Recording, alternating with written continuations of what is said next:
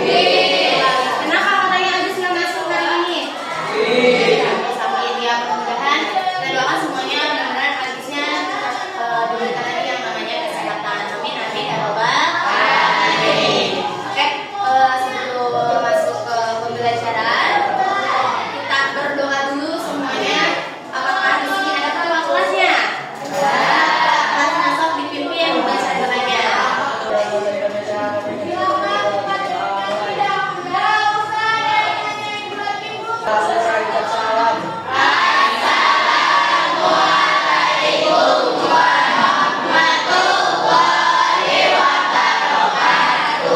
Agis, Sakir, Ahmad Fadilah, Alif Dermawan,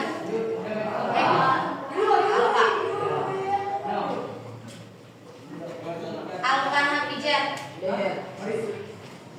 Cika Tauzia, hadir. Dania Husen. Sebelum masuk ke materi hari ini, apakah masih ingat kemarin atau minggu kemarin itu kita belajar tentang apa? Tentang teks persuasi. Masih ingat nggak pengertian dari teks persuasi? Yang tahu angkat tangannya. Yang masih ingat? Cika boleh.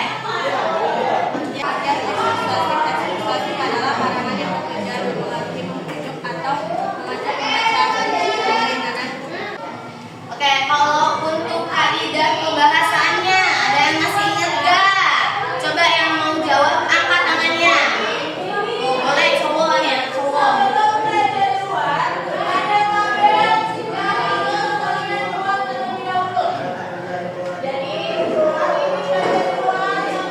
Coba dong teman-teman. Oke, jadi itu untuk teks persuasi yang kita pelajari di minggu kemarin ya teman-teman ya. Jadi hari ini kita akan mempelajari yang namanya teks eksposisi. Ini kita akan belajar tentang yang namanya teks eksposisi. Kalian apakah sudah mendengar teks eksposisi atau sudah pernah belajar tentang teks eksposisi? Belum. Oke, jadi nanti di sini akan saya jelaskan terlebih dahulu ya teman-teman ya. Jadi teks eksposisi yaitu teks yang berisi gagasan, pendapat, atau informasi yang disampaikan secara jelas, objektif, dan berdasarkan fakta dengan tujuan untuk memberi pengetahuan atau menjelaskan sesuatu kepada pembaca. Jadi teks eksposisi itu sesuatu informasi yang sangat jelas. Yang kedua yaitu ada tujuan dari teks eksposisi. Yang pertama yaitu untuk menjelaskan atau memaparkan suatu informasi. Jadi teks eksposisi itu untuk menjelaskan atau memaparkan informasi. Jadi kalau misalkan ada informasi, contoh memberikan pengetahuan kepada pembaca. Jadi kan kita tahu namanya tujuan dari teks eksposisi itu apa? Ya untuk memberikan informasi kepada orang lain atau memberikan pengetahuan kepada orang lain. Jadi yang meyakinkan pembaca dengan pendapat berdasarkan fakta. Nah, jadi teks eksposisi itu bukan sesuatu informasi yang hoax gitu. Jadi informasinya itu informasi yang jelas. Jadi fakta, jadi beneran yang terjadi. Contoh misalkan faktanya itu apa dulu? Waktu bulan apa ya? Bulan Januari di daerah Jasinga contohnya, di daerah Parung Panjang. Nah, itu kan masih daerah kita ya. Nah, daerah sana, di sana itu hujan sama kayak di sini sering hujan sehingga menyebabkan yaitu banjir. Si kalimatnya itu yang di sini itu fakta. Jadi itu tujuan dari teks eksposisi. Nah, ada juga strukturnya. Jadi teks eksposisi juga bukan hanya sebuah kalimat. Kalian itu ada berapa? Ada 3. Yang pertama, yang kedua, yang ketiga, gagasan kelar. Nah, kalau untuk tesis itu pernyataan pendapat. pernyataan pendapat. Jadi pendapatnya dulu nih, yang pertamanya dulu. Nanti setelah itu baru isinya atau argumennya.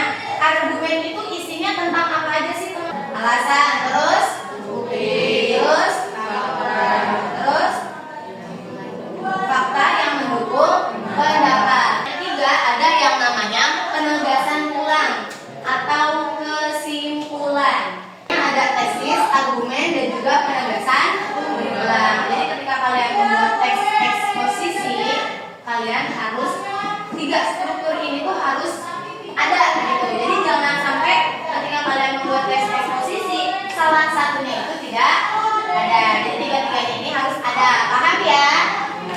Ada yang mau ditanyakan dulu nggak? Enggak. Oke, lanjut ya. Nah, ciri-ciri teks eksposisi.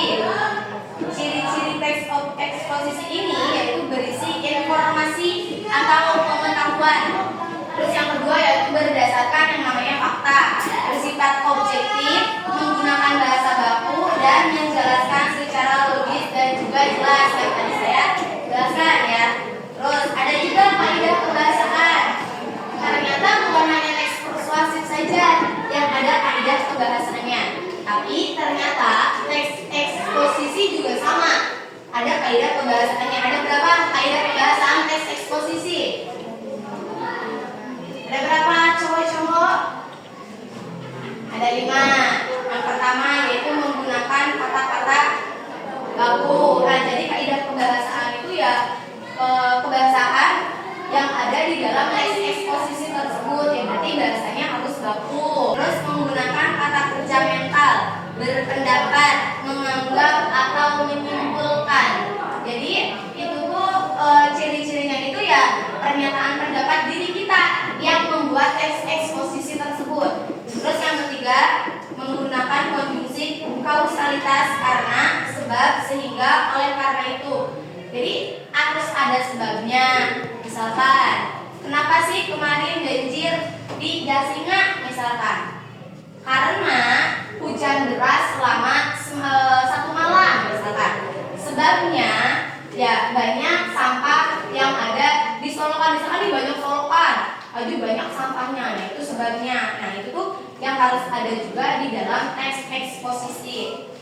Terus ada juga sehingga menyebabkan terjadinya banjir di daerah Dasinga. Nah, jadi teks eksposisi juga kaidah kebahasaannya juga harus terpenuhi seperti itu. Terus menggunakan kata persuasif, sebaiknya, harus, atau penting. Jadi sebaiknya. Nah, kalau misalkan gara-gara misalnya sebabnya, kenapa sih bisa terkena banjir? Kenapa sih bisa banjir? Ya karena di Solo Pantai banyak sampahnya misalkan. Terus biasanya apa lagi kalau misalkan di Solo Pantai makot atau bisa membuat banjir? Biasanya apa lagi?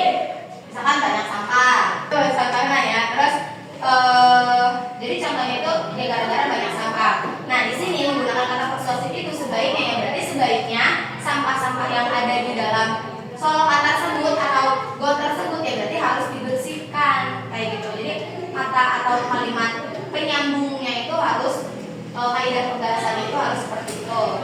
Terus jenis teks eksposisi juga ada 5. Eksposisi proses, penjelasan, cara atau tahapan. Eksposisi ilustrasi. Jadi itu terus ada semuanya sudah dibaca? Sudah. Paham? Sudah. Atau mungkin ada yang mau kalian tanyakan terlebih dahulu? Ada tidak? Tidak. Jadi nanti setelah ini saya akan memberikan tugas untuk kalian. Nah jadi nanti kalian itu baca. Ini kan ada contoh teks eksposisi. Nanti kalian pahami, nanti kalian baca, baru nanti akan saya berikan pertanyaan. Nah makanya nanti dari contoh teks eksposisi ini tuh ya harus kalian bisa pahami, oke?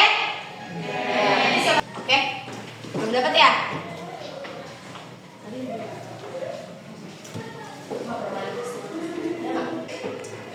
Oke, semuanya contoh teks eksposisinya sudah dibaca? Sudah. Nah, berarti tinggal kalian kalian sudah membacanya dan kalian juga sudah memahami strukturnya, ciri-ciri teks eksposisinya. Berarti nanti ketika ibu bertanya, kalau misalkan kalian sudah paham, berarti bisa ya jawabnya ya? Bisa. Oke. Apa topik utama teks eksposisi tersebut? Siapa yang mau jawab? Angkat tangannya. Nah, boleh. Pentingnya menjaga kebersihan lingkungan. Betul, tepuk tangan teman-teman. Pentingnya menjaga kebersihan lingkungan. Nah, kedua, mengapa kebersihan lingkungan perlu dijaga? Kenapa sih kebersihan lingkungan itu harus dijaga? Coba angkat tangannya. Nah, boleh.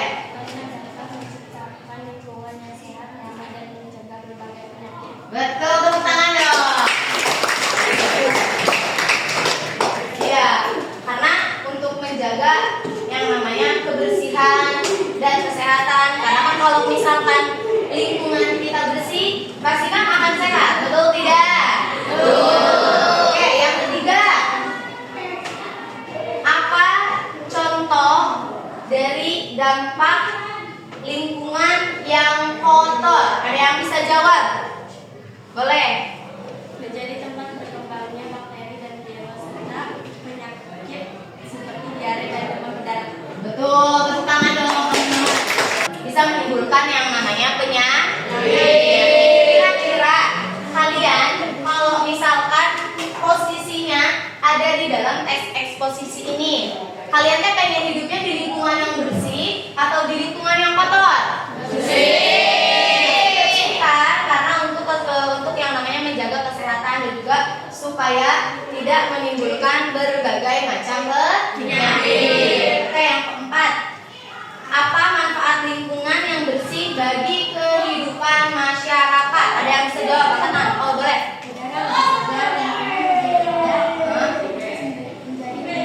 Betul, tepuk tangan juga dong. Kan struktur teks eksposisi yang ada di dalam contoh teks eksposisi tersebut. Siapa yang bisa jawab? Ya, boleh. Tesis pentingnya kebersihan lingkungan, prestasi, manfaat dan alasan menjaga kebersihan, penegasan ulang ajakan untuk mengajak kebersihan. Betul, tepuk tangan dong. Ya, teks eksposisi adalah teks yang berisi gagasan, pendapat atau informasi yang disampaikan secara jelas, objektif dan berdasarkan fakta dengan tujuan untuk memberi pengetahuan atau menjelaskan sesuatu. Oke semuanya, terima kasih banyak untuk hari ini. Nanti kita ketemu lagi besok. Terima kasih. Wassalamualaikum warahmatullahi wabarakatuh.